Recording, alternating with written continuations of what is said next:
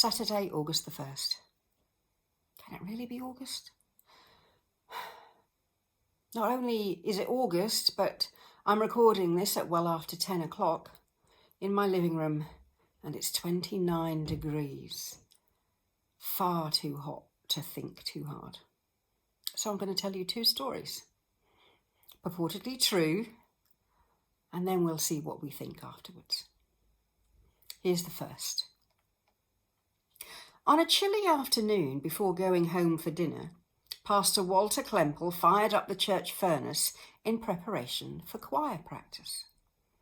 When it was time to return to church with his family, they were delayed because his daughter decided to change clothes. At the same time, student Ladona Vadergrift was struggling with a geometry problem and stayed home working on it. Sisters Rihanna and Sadie Estes' car wouldn't start. Herbert Kipf lingered over a letter he'd put off writing. Joyce Black was feeling plain lazy and stayed home till the last possible minute. Pianist Marilyn Paul fell asleep after dinner, and her mum, the choir director, had trouble waking her. Pals Lucille Jones and Dorothy Wood were late because of a radio broadcast. Every single choir member was late, something that's never happened before nor since. Was it just a fluke? No. At 7:30 that night, the West Side Church was flattened by an explosion from a gas leak ignited by the furnace, directly below the choir loft.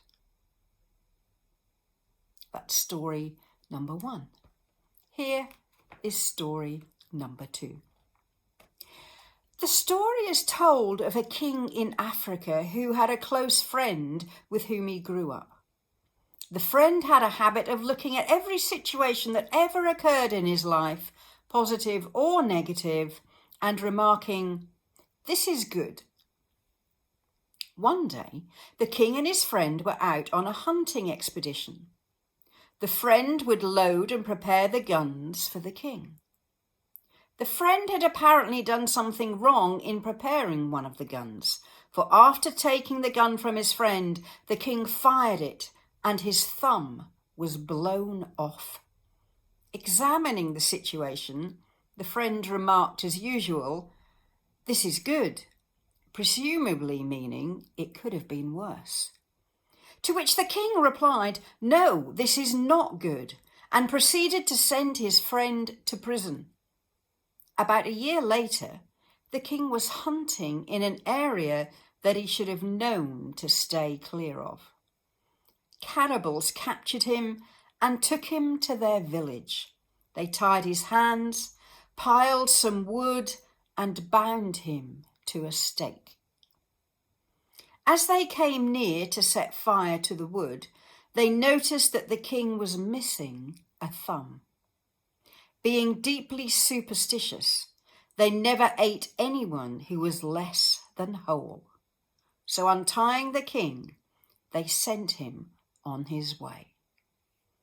As he returned home, he was reminded of the event that had taken his thumb and felt remorse for his treatment of his friend. He went immediately to the prison to speak with his friend. "You were right," he said. "It was good that my thumb was blown off." And he proceeded to tell the friend all that had just happened. "And so I am very sorry for sending you to prison for so long. It was bad for me to do this." "No," his friend replied. "This is good." "What do you mean this is good? How could it be good that I sent my friend to prison for a year?" "If I had not been in prison," the friend said, "I would have been with you, and I am whole." I don't know how you look at the sovereignty of God. I often find myself when facing difficult challenges, I think, it must be that I'm doing the right thing because the devil's trying to stop me. And other times when things go wrong, I think it must be God trying to tell me not to do something. The truth is, very often, we only really see the hand of God at work with the benefit of hindsight. Rick Warren says this: regardless of the cause, none of your problems could happen without God's permission. Everything that happens to a child of God is Father filtered, and He intends to use it for good, even when Satan and others mean it for bad. So, as the consequences of Corona seem to be growing more serious once more, my thought for today is this: I look forward to the days, the weeks, the months, or even the years of hindsight that will enable me to look back at this time and declare God is good. Have a good day. I'll see you tomorrow.